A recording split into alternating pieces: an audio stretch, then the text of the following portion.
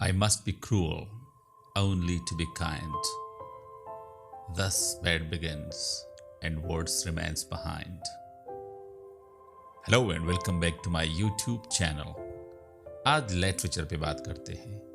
ये जो लाइन मैंने पढ़ी ये शेक्सपियर के ड्रामा हैमलेट से ली गई थी। ये लाइन शेक्सपियर के इस ड्रामे का मेन कैरेक्टर बोलता है।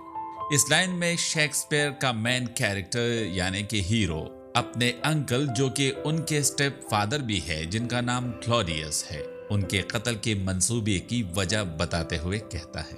हैमलेट कहता है He must be cruel to be kind. Hamlet कहता है कि उसे मेहरबान होने के लिए जालिम बनना पड़ेगा। यहाँ पर सवाल ये पैदा होता है कि कोई क्रूअल बनकर काइंड कैसे हो सकता है। जब आप इस लाइन के बारे में सोचते हैं तो आपको मालूम हो जाता है कि ये जो सेंटेंस है, ये जो स्टेटमेंट है, ये सेल्फ कॉन्ट्रडिक्टरी है। यानी आपको ऐसा मालूम होता है कि कोई इंसान क्रूअल बनकर काइंड कैसे हो सकता है। How can someone be kind by being cruel. आइए अब जरा इस लाइन की गहराई में जाते हैं। क्लॉडियस जो कि हैमलेट के अंकल भी है और उनके स्टेप फादर भी है, उसने हैमलेट के फादर का मर्डर किया होता है। तो वो सोचता है कि अगर मैं जुल्म करके क्लॉडियस को कत्ल करता हूँ तो ये मेरी माँ के साथ मेहरबानी होगी, यानी एक एक्ट ऑफ काइंडनेस होगा। क्योंकि हैमलेट की माँ नहीं जानती थी कि हैमलेट के अंकल क्लॉडियस ने उसके हस्बैंड का कत्ल किया था। इसके साथ साथ हैमलेट को ये भी यकीन होता है कि क्लॉडियस को मारना बुरा है, लेकिन वो महसूस करता है कि इससे भी जो बुरा हुआ था वो दब जाएगा क्योंकि उसके फादर के कत्ल का बदला ले लिया जाएगा।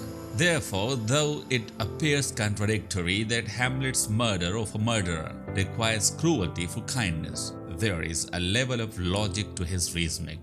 इसलिए ये लगता है कि हैमलेट का मर्डरर का मर्डर करना काइंडनेस के लिए एक क्रूअल्टी होगा। War is peace. ये फ्रेज जॉर्ज ऑरवेल ने अपने नॉवल 1984 के पहले चैप्टर में इस्तेमाल किया है। इस नॉवल में ये फ्रेज पार्टी के स्लोगन्स में से एक होता है। वो स्लोगन्स ये थे, war is peace, freedom is slavery and ignorance is strength. उस पार्टी का ये यकीन था कि वो एक ना खत्म होने वाले जंग में लोगों को मसरूफ रखकर मुल्क में अमन रख सकते हैं। ये स्लोगन एक ऐसी हकीकत को बयान करता है जिसमें दो अपोजिंग बिलीफ्स को सही माना जाता है। इस स्लोगन का सादा मतलब ये है कि इसके बावजूद कि ओशियाना एक जंगी हालात से गुजर रहा था, लेकिन लोग ऐसे बिहेव कर रहे थे कि जैसे हर तरफ अमन हो। इस तरह पार्टी लोगों के इमोशंस को एक हालत से दूसरी हालत में आसानी से ले जा सकते थे। इसका एक सादा मतलब ये भी है कि ये पार्टी लोगों को अपने कंट्रोल में रखने के लिए इस तरह के स्लोगन तैयार करते थे, क्योंकि जंग के दौरान कौमें मुत्तहिद होती हैं और लोग अपने कॉमन एनिमी पर फोकस करते हैं। उनका ध्यान इस तरफ नहीं जाता कि उनकी जिंदगियां कितनी बुरी चल रही हैं। आज की इस दुनिया में ये पैराडॉक्सिकल फ्रेज हमें बेमानी लग सकता है, पर इट डज मेक सेंस। मिसाल के तौर पर आज हम कई मुल्कों में ये देख सकते हैं कि हुकूमतें मुख्तलिफ जंगों में लोगों को मसरूफ रखती हैं ताकि लोगों की सोच और उनकी नज़र उनके अंदरूनी मसाइल पर ना जाए। तो हम कह सकते हैं कि एक पैराडॉक्स एक ऐसा स्टेटमेंट होता है जो लगता तो कॉन्ट्रडिक्टरी है, जिसमें तजाद लगता है, लेकिन जब हम उसके बारे में सोचते हैं तो उसका एक मतलब निकलता है।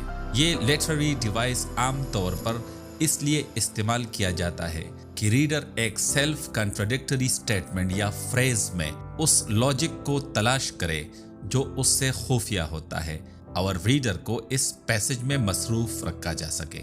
इसका नतीजा ये निकलता है कि रीडर्स कॉन्सेप्ट्स को मुख्तलिफ और नॉन ट्रेडिशनल तरीके से समझने की कोशिश करते हैं। आई होप आपको ये वीडियो अच्छी लगी होगी। नेक्स्ट वीडियो तक के लिए